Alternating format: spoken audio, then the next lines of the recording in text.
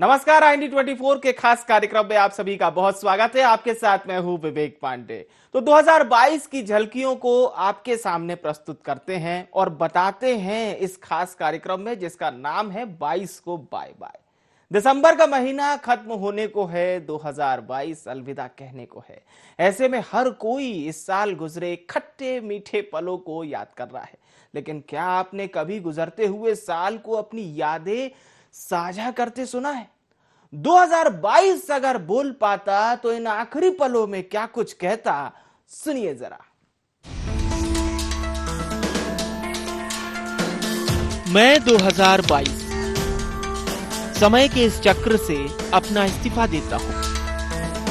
हर साल की तरह मेरा कार्यकाल भी 365 दिनों का ही रहा। जाते जाते आप सभी के साथ के लिए शुक्रिया अदा नहीं करूंगा, ना ही ये लिखूंगा कि वक्त का पता ही नहीं चला, क्योंकि इंसानों की तरह गूगल से रेजिग्नेशन कॉपी पेस्ट करने की मेरी आदत नहीं है। लेकिन सभी को गुड बाय कहने से पहले साथ बिताए अच्छे बुरे, सुख दुख, कामयाबी नाकामयाबी के किस्से जरूर दोहराऊंगा।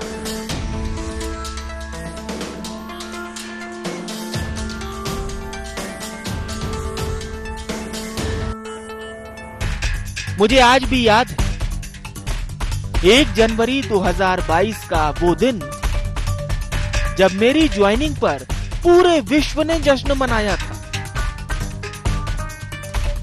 कोरोना की मार झेलकर बाहर निकले लोगों को मुझसे खासी उम्मीदें थी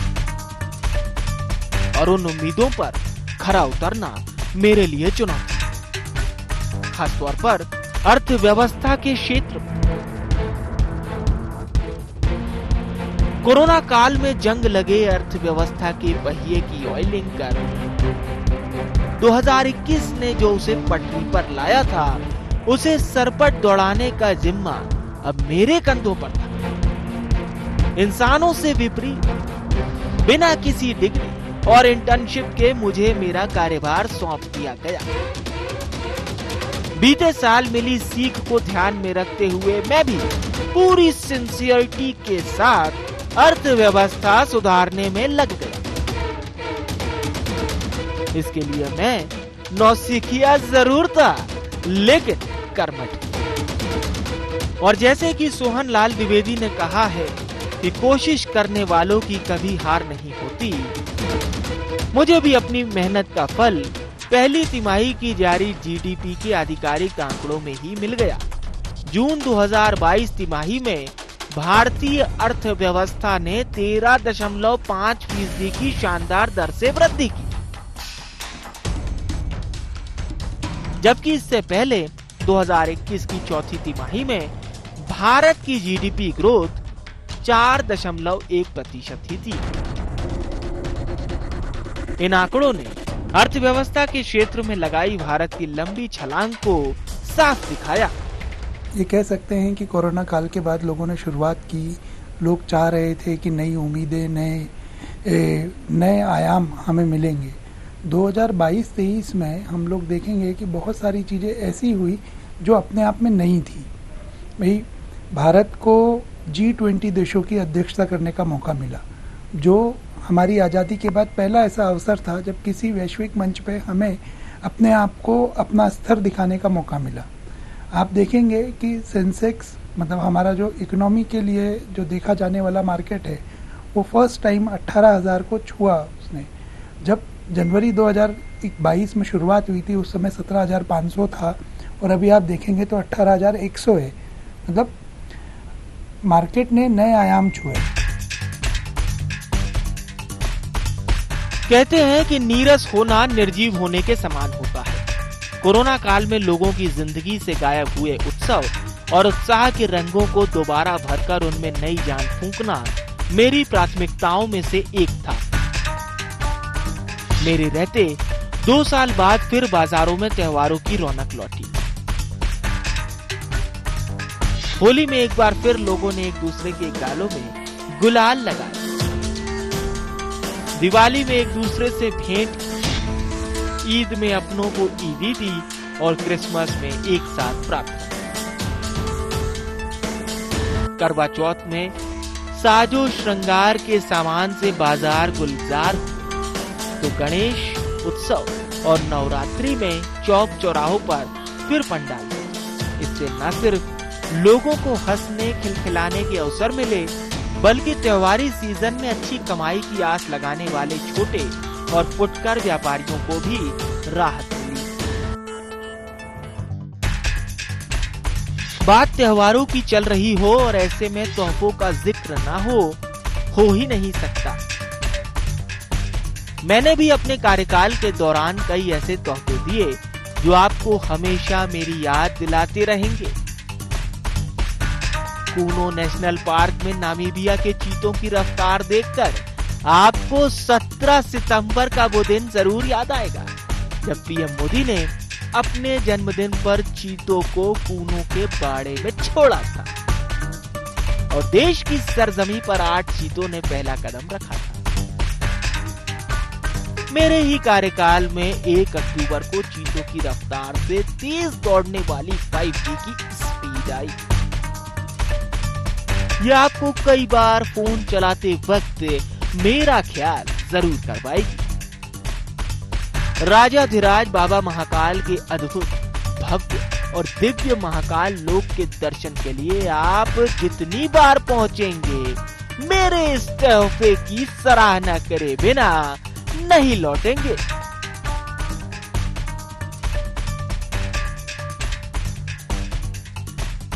हिंदुस्तान में चीता समाप्त हो गया था और यदि कोई विलुप्त जीव को की वापसी होती है और उस वापसी का श्रेय यदि मध्य प्रदेश को मिलता है तो ये निश्चित रूप से गौरव करने का विषय है और ये हमारी एक उपलब्धि है कि हमारे मध्य प्रदेश के कोनों को चुना गया है इसके लिए। इसलिए निश्चित रूप से मध्य प्रदेश के लिए ये गौरव की बात है। जहाँ तक महाकाल लोक का मामला है तो महाकाल लोक जो है वो एक लंबे समय से प्रस्तावित योजना है और एक धार्मिक स्थल का पर्यटन के रूप में भी विस्तार होना, पर्यटन के रूप में विस्तार होने से अर्थव्यवस्था पर सीधा प्रभाव पड़ना, क्योंकि लाखों लोगों का आना, फिर उनके लिए संसाधन जुटाना, ये सारी चीज़ों से हमारी अर्थव्यवस्था में भी सुधार आता है, स्थानीय लोगों को रोजगार भी मिलता है और इससे एक धार्मिक व्यवस्था में सुधार होता है। उज्जैन से हमें 5G का तोहफा मिला है। कोई ठहरता नहीं यूं तो वक्त के आगे, मगर वो जख्म है कि उसका निशान नहीं जाता। 2022 में ऐसे कई हादसे हुए जिनकी पीड़ा शायद कभी नहीं भुलाई जा सकती। इन हादसों ने पूरे देश की आंखें नम कर दी। इतिहास की किताब में साल की कई तारीखों को काली स्याही से दर्ज करवा दिया। सुख बीते दुख होत है, दुख बीते सुख होत, दिवस गए ज्यों निसी उदित, निसगत दिवस उदोत। यानी सुख के बाद दुख और दुख के बाद सुख का आना एक तय प्रक्रिया है। जैसे दिन के बाद रात और रात के बाद दिन का उदय होता है। मैंने भी इसी तरह जहां लोगों को त्योहारों में झूमते, जश्न में नाचते गाते देखा, वही हादसों और आपदाओं में लोगों को कराहते, छटपटाते और दम तोड़ते भी देखा। मेरी कहानी में शोक के सन्नाटों को चीखों से चीरती, अपनों के बिछड़ने की पीड़ा में आंसुओं में डूबी ऐसी कई रातें हैं जिनका दर्द शायद लोग कभी नहीं भूल पाएंगे। ये संसार संतुलन से चलता है। जितना अंधकार है उतना ही प्रकाश है, जितना सुख है उतना ही दुख है। संसार में जितने फूल हैं उतने ही कांटे हैं। ये संतुलन केवल जीवन में नहीं है, ये संतुलन आप ग्रह और नक्षत्रों में देखिए कि जितना आकर्षण सूर्य का चंद्र के प्रति है उतना ही चंद्रमा का आकर्षण पृथ्वी के प्रति भी है। मंगल भी विभिन्न ग्रहों के आकर्षण से बना हुआ है। इसलिए हमारा प्रयत्न होना चाहिए कि जीवन सदैव संतुलन से जिएं। किसी अतिरेक में अगर जाएंगे तो अतिरेक सदैव नुकसानकारी होता है। जीवन में जिन लोगों ने भी कुछ अतिरेक में गए हैं, आदर्श की दृष्टि से भी और अन्य दृष्टि से भी, उनको हमेशा कष्ट ही उठाना पड़ा। 30 अक्टूबर को गुजरात के मोरबी के खौफनाक मंजर को लोग दशकों तक नहीं भूल पाएंगे। शहर की मच्छू नदी पर ब्रिटिश काल में बना पुल ओवरलोडिंग की वजह से अचानक टूट गया। इस भयावह घटना ने 135 लोगों की जान ली।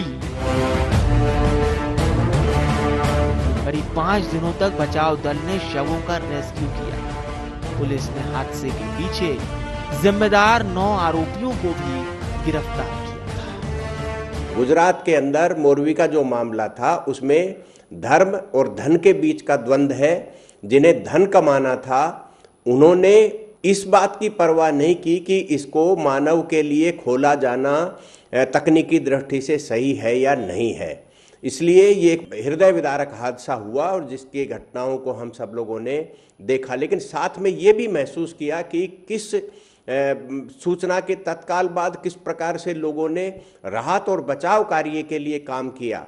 और जिस जनप्रतिनिधि ने तो वहाँ छलांग लगा करके लोगों की जान की रक्षा करने की कोशिश की और वो ही व्यक्ति अब चुनाव जीता है, तो इससे एक मन में संतोष भी होता है कि बड़े हादसों में विचलित हुए बिना हम समाज की सेवा करने के लिए आगे आते हैं। 6 जून को उत्तराखंड के उत्तरकाशी में दिल दहला देने वाली सड़क दुर्घटना। श्रद्धालुओं से भरी बस गहरी खाई में गिर गई। हादसा उत्तराखंड में हुआ था, लेकिन मातम मध्य प्रदेश में पसरा है। दरअसल बस सवार सभी लोग मध्य प्रदेश के पन्ना के रहने वाले थे और तीर्थ यात्रा के लिए उत्तराखंड गए थे। इस दर्दनाक हादसे में 26 लोग काल के गाल में समा गए। घटना के दौरान ये सभी हरिद्वार से यमुनोत्री धाम दर्शन के लिए जा रहे थे। सूचना मिलते ही सीएम शिवराज खुद मौके का जायजा लेने घटनास्थल पर पहुंचे और विमान से सभी मृतकों के शवों को अंतिम संस्कार के लिए मध्य प्रदेश लाया गया। 6 जून को ये देर शाम को ये घटना हुई। पूरी बस खाई में पलट गई, ऐसी सूचना आई। सबसे पहले जब यह खबर मीडिया में ब्रेक हुई, सब जगह ब्रेक हुई, तो सभी लोग चौंक गए। इतना बड़ा हादसा था कि 27 लोग बस में सवार और यही नहीं पता कि बस कितनी गहरी खाई में गिरी हुई है। उसके बाद जब शासन प्रशासन जागा, शासन प्रशासन तक ये खबरें पहुंची, हम लोगों तक खबरें पहुंची। हम लोग यहाँ से सीधे उत्तरकाशी की तरफ रवाना होने की सोच रहे थे, लेकिन उस समय बहुत देर शाम हो चुकी थी। जब तक सूचना आई तब तक करीब 8 बजे के बाद घटना राजधानी में यहाँ देहरादून में पता लगी सब लोगों को। मध्य प्रदेश से फ़ोन आने लगे कि मध्य प्रदेश के, क्योंकि ये सारे यात्री मध्य प्रदेश के थे और मध्य प्रदेश सागर के पन्ना के रहने वाले ये लोग थे। सभी एक ही कम्युनिटी के लोग, एक ही जगह, एक ही गांव के लोग रहे होंगे, तभी वो लोग सब मिलजुल कर एक साथ इस 4 धाम यात्रा के लिए आए हुए थे। लेकिन इस घटना ने पूरे मध्य प्रदेश को मातम में डुबो दिया। उस समय पूरी रात रेस्क्यू ऑपरेशन चला। मीडिया देहरादून का तमाम, हम लोग, हमारा मीडिया, हमारे चैनल के तमाम साथी लोग, सब लोग उत्तरकाशी पहुंचे और घटनास्थल पर जा पहुंचे। मध्य प्रदेश के मुख्यमंत्री शिवराज सिंह चौहान भी वो रात को ही शायद वहां से चल पड़े थे और सुबह सुबह देहरादून पहुंचकर वो और उत्तराखंड के मुख्यमंत्री पुष्कर सिंह धामी, दोनों मुख्यमंत्री घटनास्थल पर पहुंचते हैं सुबह सुबह। सुबह उन लोगों ने पूरा जायजा लिया, घटनास्थल का जायजा लिया, घटना कैसे हुई।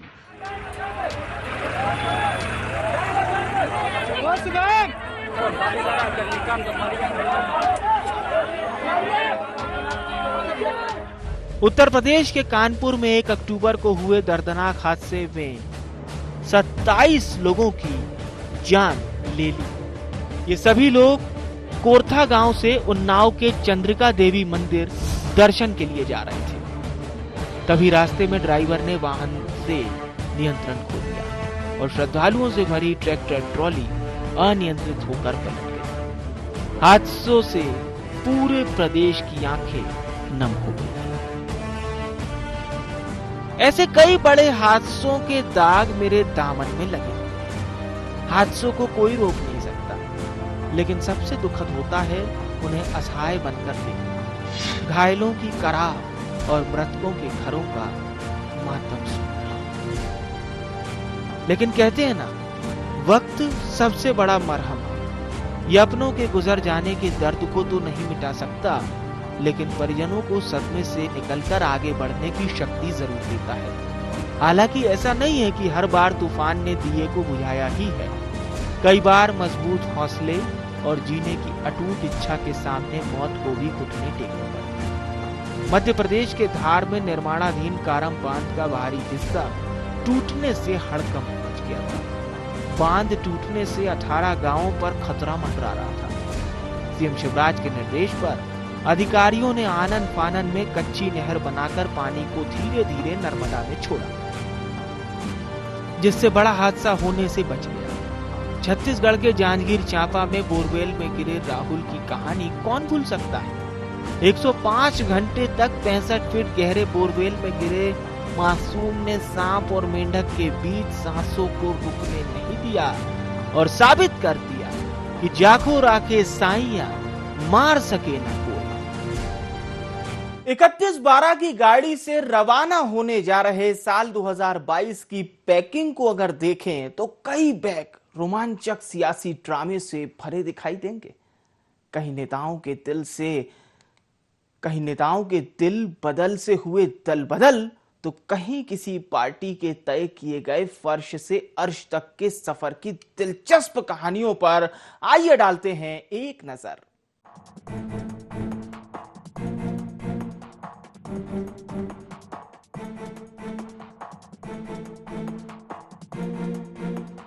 मशहूर शायर महेश जानिब ने खूब कहा है कि झुकाना पड़ता है सिर लोगों के कदमों में, यूं ही जमहूरियत में हाथ सरदारी नहीं आती। अपने 315 दिनों के कार्यकाल में मैंने धार्मिक और राष्ट्रीय पर्वों के साथ लोकतंत्र के महापर्व को भी काफी करीब से देखा। इस दौरान 5 राज्यों में चुनाव हुए। यूपी, उत्तराखंड, पंजाब, गोवा और मणिपुर में हवाओं ने रोशनी का फैसला किया और आखिरकार जिसमें जान थी बस वो ही दिया रह गया। यूपी में एक बार फिर बाबा की सरकार बनी। सीएम योगी आदित्यनाथ के नेतृत्व में बीजेपी ने 403 सीटों में से 255 सीटों पर जीत हासिल करके इतिहास रचा और अखिलेश यादव के सीएम बनने के सपने पर एक बार फिर बाबा का बुलडोजर चल गया। उत्तराखंड में भी बीजेपी ने नया कीर्तिमान रचा। देवभूमि में फिर धामी सरकार बनी, जो पार्टी के लिए बड़ी उपलब्धि थी। इतिहास में पहली बार सत्ताधारी पार्टी ने सूबे में दूसरी बार लगातार सरकार बनाई। बीजेपी ने दोबारा सत्ता यहाँ पर कायम की है, इसलिए भी है कि बीजेपी को या नई प्रदेश को नई सरकार मिली और नई सरकार भी उसी पार्टी की मिली, बीजेपी की मिली। और वो जो ट्रेंड था एक बार बारी बारी का, वो टूटने का हुआ। इसमें इसलिए भी राजनीतिक सरगर्मियों का रहा कि जो मुख्यमंत्री थे कुछ चुनाव हार गए। ये भी इसलिए भी था जो पीछे से हरीश रावत जी, खंडूड़ी जी जो सिलसिला चल रहा था वो नहीं टूटा, लेकिन वो सिलसिला टूटा कि समय एक एंटी इनकमेंसी वाला वो टूट गया। यूपी में योगी यानी बुलडोजर बाबा की सरकार चली, दोबारा रिपीट हुई। और हम ऐसे नहीं कह सकते उत्तराखंड की तुलना में अगर यूपी में कहें तो वहाँ मोदी मैजिक से ज़्यादा बुलडोजर बाबा का अपनी व्यक्तिगत छवि थी। उन्होंने वहाँ काम किया था, उन्होंने दंगे रोके, उन्होंने बदमाशों को सबक सिखाया, मतलब गुड गवर्नेंस रही।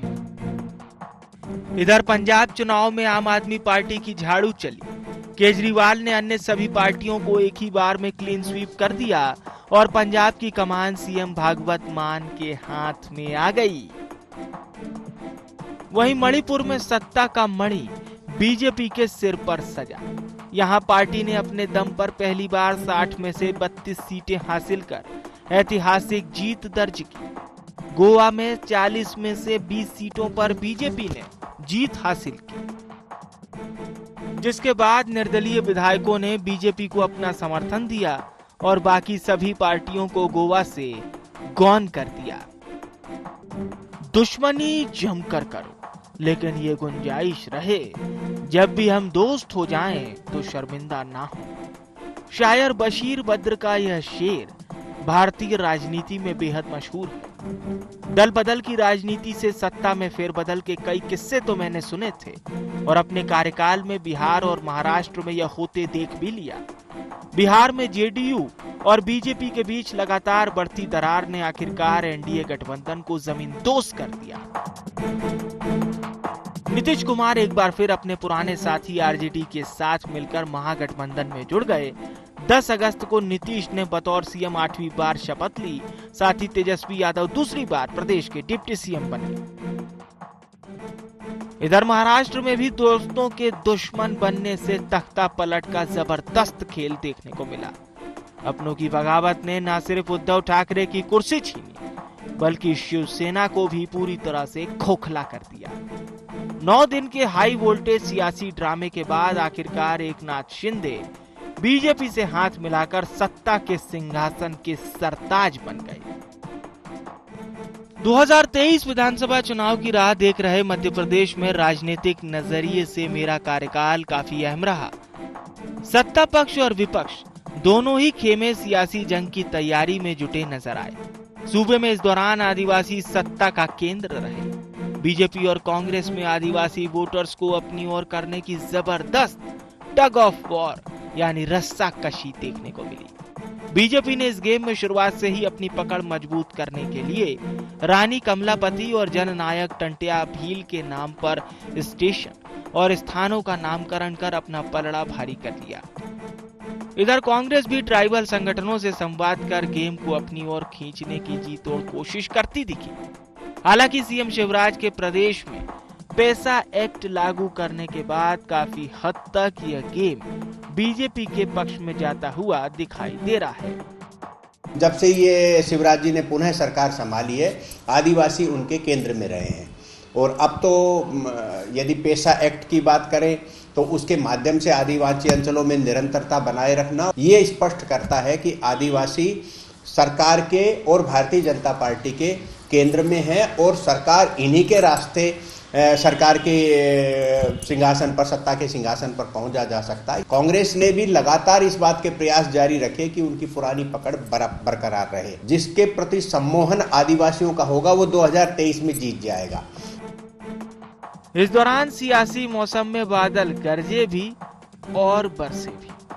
पूर्व सीएम कमलनाथ ने सोशल मीडिया पर सुनहरे वादों की चिड़िया कई बार उड़ाई, तो इधर सीएम शिवराज मैदान में उतरकर मैच से पहले पिच का जायजा लेते दिखाई दिए। सरकारी योजनाओं की जमीनी हकीकत जानने के लिए सीएम ने कई जिलों का औचक निरीक्षण किया और लापरवाह अधिकारियों को फटकार लगाने से लेकर कई बार भ्रष्ट अधिकारियों को बीच मंच से सस्पेंड भी कर दिया। सरकार के इस बदले बदले अंदाज की सूबे की जनता ने जमकर तारीफ की। इसके साथ ही अपराधियों पर सख्त सीएम शिवराज के बुलडोजर मामा अवतार ने भी जमकर वाहवाही बटोरी। मैंने कई बार गुंडे बदमाशों के घरों को मामा के बुलडोजर से जमींदोज होते हुए देखा। ये इसमें कोई शक नहीं कि ये जो साल बीता है, एक प्रकार से ऐसा लग रहा था कि ये चुनाव की तैयारी दोनों पार्टियों ने शुरू कर दी है। इसमें कोई शक नहीं कि कांग्रेस जितनी घोषणाएं करेगी, जितने वादे करेंगे, उससे उसके वोट पर फर्क पड़ेगा। लेकिन इसमें भी कोई शक नहीं कि जिस तरीके से शिवराज जी ने ये पूरा वर्ष प्रशासनिक चुस्ती में बिताया है, उन्होंने बहुत तो बुलडोजर भी चलाए, आपने बिल्कुल सही कहा, अधिकारियों को भी उन्होंने निलंबित किया है, कई प्रकार की उन्होंने जाँच के आदेश भी दिए हैं और कई प्रकार की उन्होंने रियायतें भी घोषित की हैं। तो मैं समझता हूँ इस बार ये जो नया वर्ष शुरू होगा, ये इसी के बीच में शुरू होगा। कहीं ना कहीं मुझे लग रहा है कि शिवराज जी की सख्ती अभी और चलेगी। चुनाव के शोर में, राजनीतिक उठापटक के दौर में, सियासी जंग की आहट में कई मुद्दे गरमाए सियासत। राजनीति और विवादों का मानो चोली दामन का साथ है। मेरे कार्यकाल में हुए विवादों की एक लंबी सूची है, लेकिन फिलहाल समय की पाबंदी को देखते हुए कुछ बड़े विवाद ही दोहराऊंगा। इनमें से एक बड़ा विवाद रहा हिजाब इख्तियार का, यानी महिलाओं के हिजाब चुनने की पसंद का। ये मुद्दा कर्नाटक से शुरू हुआ और पूरे देश में आग की तरह फैल गया। मामले के हिंसक रूप लेने पर देश भर में जमकर राजनीति हुई। विवादों का एक और बड़ा मुद्दा रही सरकार की अग्निपथ स्कीम। कई राज्यों में योजना के विरोध में युवा सड़क पर उतरे और शांतिपूर्ण ढंग से शुरू हुए विरोध ने देखते ही देखते उग्र रूप ले लिया। आक्रोश की इस चिंगारी ने बसों और ट्रेनों को आग के हवाले कर दिया। अपने इस सफर में मैंने रियल लाइफ मुद्दों पर आमने सामने होने वाले राजनेताओं को रियल लाइफ मुद्दों में वार पलटवार करते भी देखा। बॉक्स ऑफिस में धमाल मचाने वाली फिल्म कश्मीर फाइल्स ने राजनीतिक गलियारों में भी जमकर बवाल मचाया। कश्मीरी पंडितों के पलायन की दुख भरी दास्तां का दर्द जहां बीजेपी ने महसूस किया, तो वहीं कांग्रेस ने इसे एक तरफा और अधूरी स्टोरी बताया। फिल्म पठान में एक सॉन्ग में एक्ट्रेस दीपिका पादुकोण के कपड़े के रंग पर भी सियासत खूब गरमाई। अग्निवीर के बारे में हम सब लोगों ने अच्छे से देखा कि हिंसा जैसी स्थितियां निर्मित हो गई, जो इस बात के लिए अपने आप को कहने के लिए प्रेरित करती हैं या अवसर देती हैं कि जो जेएनयू से आंदोलन चला था, जो किसान आंदोलन में भी अपने आप को इन्वॉल्व रखा, वो आंदोलनकारी यानी आंदोलन जीवी जिनको कह सकते हैं, प्रधानमंत्री ने जिनको कहा था, वे अग्निवीर वाले मामले में 5 मिनट का समय भी नहीं और हिंसा पैदा करा दी। ठीक इसी प्रकार से जो कश्मीर फाइल्स वाला मामला है, जब वो सच सामने लाया गया तो उन लोगों ने विरोध किया जिनका विरोध करने का स्वभाव नहीं था, यानी राजनीतिक विपक्षियों ने तो विरोध किया लेकिन इसका सामाजिक विरोध नहीं हुआ। हिजाब वाले मामले को तो अनावश्यक रूप से तूल दिया गया, क्योंकि आप देखिए इराक और ईरान जैसे जो इस्लामिक राष्ट्र हैं, वहाँ भी हिजाब को के बारे में लेकर के, बालों के बारे में लेकर के एजिटेशन और आंदोलन चल रहे हैं। आप सभी के साथ बिताए गए वक्त की खट्टी मीठी यादों को दोहराते हुए मैं कभी मुस्कुराया तो कभी गंभीर हुआ, कभी गौरवान्वित महसूस किया तो कभी भावुक उठा। मन तो नहीं है इस सफर को यहीं खत्म करने का, लेकिन जब काल को बेड़ियों में बांधने वाला रावण भी काल पर वश नहीं पा सका, तो मैं तो महज एक साल जाते जाते आप सभी को नव वर्ष की शुभकामनाएं देते हुए बस इतना कहना चाहता हूँ कि कल और आएंगे नगमों की खिलती कलियां चुनने वाले, मुझसे बेहतर कहने वाले, तुमसे बेहतर सुनने वाले। मैं पल दो पल का शायर हूँ, पल दो पल मेरी कहानी है।